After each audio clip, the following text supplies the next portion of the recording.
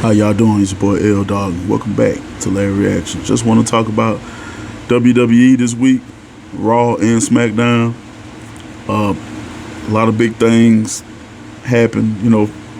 Major things happen this week. Leading up to the next pay-per-view, Extreme Rules, which will take place in Philadelphia. Hopefully, we'll see the Wise Man pop back up next to Roman Reigns, Paul Heyman. It being in Philadelphia, which is the birthplace of ECW, which is a perfect place to host Extreme Rules. But this week on Raw, nice things happen. I love the direction. Like I said, can't give Triple H and Stephanie enough praise for the direction they're taking WWE now. It's the product is way better, way more entertaining storylines. Big thing. Braun Strowman came back Monday Night Raw. The monster among men made his return. Chaos, destruction. That's what it's about. And now he's focused. And I'm thinking the next thing is him going after the undisputed WWE Universal Championship, going after Roman Reigns. I think that'll make for a great storyline. A great battle, especially how he lost the belt to him the last time before he left. It's gonna be a lot of chaos, a lot of destruction. Another one of those, they're gonna beat the hell out of each other. Now, do I think Braun gonna pull it off? Nah. Like I said, Roman ain't losing that belt no time soon.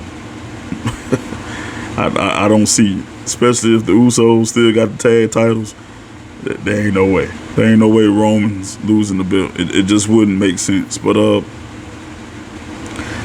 Monday Night Raw, Johnny Gargano made an announcement. He will be returning to in-ring action next week. Can't wait. I'm guessing it's gonna be against his former stablemate, Austin Theory.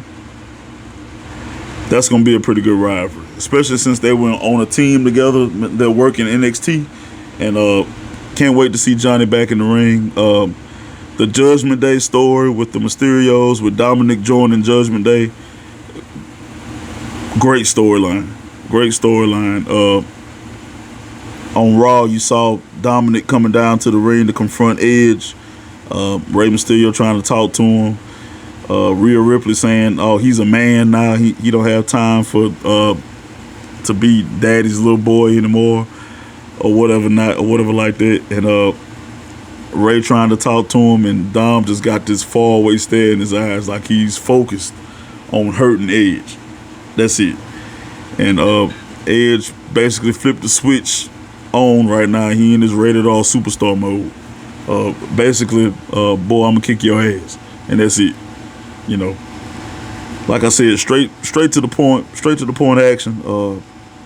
Raw was very good. Bayley's group, Damage Control, they had a little promo saying that they beat WWE's best, and they're gonna basically dismantle the whole women's division. Good progression as far as the stable go, and then Bianca Bella had came out, and she cut a promo with them or whatever like that, and basically Bayley told her, when if and when I want the title back, I'm going to get it one way or another. And she looked at Dakota Kai and Io Sky, basically by any means necessary. When it come time for Bayley to be champion, she gonna be champion. And that's it. Definitely a good show. This week. But the fact that Triple H is bringing people back, bringing Braun Strowman back, was a huge deal. Oh, and one more thing. Braun came out. He interrupted the tag team #1 contenders match. But two tag teams that I've been noticing that has a lot of chemistry with each other is Hit Row and the Street Profits. They definitely have perfect chemistry. I mean, they are firing on all cylinders. I know that's old school, like I'm an announcer or something like that, but they hitting on all cylinders. They mesh perfectly. They need to be a faction, like no bullshit, and they will dominate. They need to definitely be a faction. I know at one point they were going to give Montez Ford a major push, in which they were, but I think they might be holding it back a little bit, because I'm seeing Hit Row and the Street Profits together a lot more than usual. I think that could really work. I think they already over with the fans. I mean, there's no reason. I mean, that's gold. It's right there in your face. I mean, make it happen. And now we're gonna move right along to SmackDown. Now, SmackDown, the big thing was the bloodline getting stronger, getting bigger. Of course, the Usos adding Solo Sikoa officially to the bloodline. It was a nice, very nice promo. Basically, the Usos make their way to the ring with the honorary Us, Sami Zayn. And Sammy get to talking, you know what I'm saying, blase, the bloodline, your tribal chief, and me being an honorary Us. I mean, Sammy a trip, Sammy doing his thing. And of course, he look over there at Jimmy, and they do the whole dap thing or whatever like that, and he look over there at Jay, and Jay looking at him like, man, Negro, please.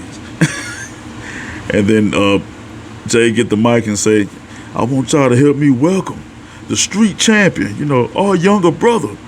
The bloodline run deep, Solo Sikoa. Solo come out, and, he get to talking. He say, you start problems with my family, I'm going to finish it. And I liked it. I liked that, the bloodline, the stables, they're getting stronger. I liked it. Good character progression, good storyline. And then all of a sudden, all that came to a halt. You heard the sword sound. The Scottish warrior, Drew McIntyre, come out, and of course he wants some revenge for what happened at Clash of the Castle. Basically, Solo screwing him over out of winning the title, and of course, Jimmy J and Sami Zayn, they get out the ring, but Solo standing his ground. He like, come on, you want to fight? So Drew runs down to the ring. He comes down to the ring with a chair. He gut shot Solo. Solo dazed a little bit. Drew gets in the ring, and Drew about to hit him again with a chair shot. Right before he come down with that chair, Sammy jump in the ring, push Solo out the way, and takes the chair shot. So, they scatter, and they scatter back up the ring. Drew in the ring, I'm gonna kick your ass, you know what I'm saying? And Solo like, you want some of me tonight? And Drew like, yeah, I want you in the match tonight. So, that was the main event. And basically what happened in the main event of SmackDown, good match, very good match. And of course, it was gonna go left. The Usos gonna get involved. Sami Zayn gonna get involved. Basically it's gonna be a 4-on-1. But what ended up happening when things went left and looked like Drew was going to take the win, all of a sudden the screen go black and white. Karrion Kross come out of nowhere and choke out Drew McIntyre. I knew this was coming. That rivalry that's going to be a great rivalry. And that's something that definitely needs to happen. Also, one other thing that happened. Imperium had a match with the Brawling Brutes. Sheamus, Butch, and Ridge Holland. This match was incredible. This was a great match. I'm hoping they keep this going, because the crowd was going nuts. I mean, this match was great. Like I said, I love the fact that Triple H is giving the younger talent, the call-ups from NXT, an actual chance to shine and show what they can do in the ring. And then he's not sweeping they experience in NXT under the rug. That's a great thing, and that's how it should be ran. That's how the company should be ran. Don't make it like NXT is the bastard child and nobody cares about it. All wrestling is wrestling. And Triple H recognizes that, and I love that about the direction that they're taking it right now.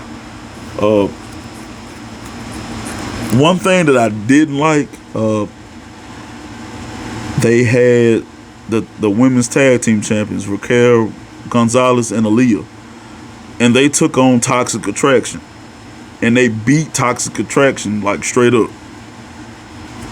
That's one thing I didn't like, because Toxic Attraction, they've been putting in work. I mean, that stable, them and Mandy Rose and NXT, they've been killing it for like the past year.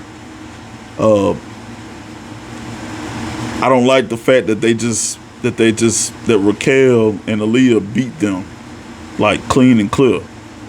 It should have been like a disqualification. That would have made sense, and that would have made the teams not. That would have made Toxic Attraction not look so weak. You know what I'm saying? Compared to Raquel and Aaliyah, because Raquel and Aaliyah, they're a brand new tag team. You know, so it would have been evened out if it ended in a disqualification, and they just would have went with a rivalry with Toxic Attraction versus the women's tag champs. That would have been a great rivalry, but it just kind of made Toxic Attraction look weak. You know what I'm saying? I just think they should have ended it on a disqualification, like, you know, Gigi and JC. They should have just got some chairs and started beating the shit out of Raquel and Aaliyah. They should have jumped them coming down the ramp. I mean, that's my opinion. That's what I think. But oh yeah, and something else happened. The number one contenders match for the Smackdown women's title. It was basically, I seen it as a squash match. Ronda Rousey basically took everybody out, and then it got down to the face-off that everybody been waiting to see. Ronda Rousey and Sonya Deville, because you know Sonya Deville got an MMA background, just like Ronda Rousey. But it was short-lived. It was short-lived. Ronda tapped out Sonya Deville. Now Ronda Rousey is the number one contender for Liv SmackDown Women's title, and we're gonna see how this play out. I noticed she's been having a lot of interactions with Shayna Baszler in the back. So, and I think it'll be great if they become a tag team. That'll be dope. That'll be nice too. But like I said, WWE definitely taking a step in the right direction. Very excited about the next pay-per-view, Extreme Rules in Philadelphia. And man, y'all comment down below what y'all think about what happened in WWE this week. God bless the Fed. Whoa.